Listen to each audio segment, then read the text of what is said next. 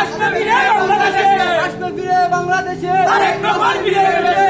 জয় সৈনিক। ৩১ দফা দাবিতে দুবাগবাজার ও 0 পয়েন্টে লিফলেট বিতরণ সম্পন্ন। সিলেট জেলা বিএনপির সাধারণ সম্পাদক, গণমানুষের নেতা ও বিয়ানীবাজার গোলাপগঞ্জের আগামী দিনের দানের শীষের কাণ্ডারি জনাব অ্যাডভোকেট ইমরান আহমদ চৌধুরীর পক্ষ থেকে আজ শুক্রবার ১৮ জুলাই বিকেল ৩টায় বিয়ানীবাজার উপজেলার দুবাগবাজার ও 0 পয়েন্ট এলাকায় বিএনপির ভারপ্রাপ্ত চেয়ারম্যান জনাব তারেক রহমান কর্তৃক জাতির সামনে উপস্থাপিত রাষ্ট্রকাঠামো মেরামতের ৩১ দফা দাবির পক্ষে লিফলেট বিতরণ কার্যক্রম অনুষ্ঠিত হয়। উক্ত কার্যক্রমের মাধ্যমে দেশনেত্রী বেগম খালেদা জিয়ার সুস্থতা কামনা ও বিএনপির ভারপ্রাপ্ত চেয়ারম্যান জনাব তারেক রহমানের সালাম জনসাধারণের কাছে পৌঁছে দেওয়া হয়।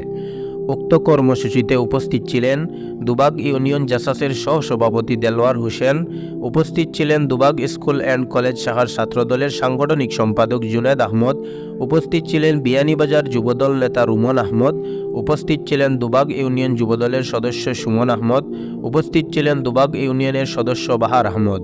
এছাড়াও উপস্থিত ছিলেন যুবদল, ছাত্রদল সহ অন্যান্য অঙ্গ সহযোগী সংগঠনের নেতাকর্মীবৃন্দ। লিফলেট বিতরণ কার্যক্রম পরিচালনায় নেতৃত্ব দেন সিলেট জেলা বিএনপি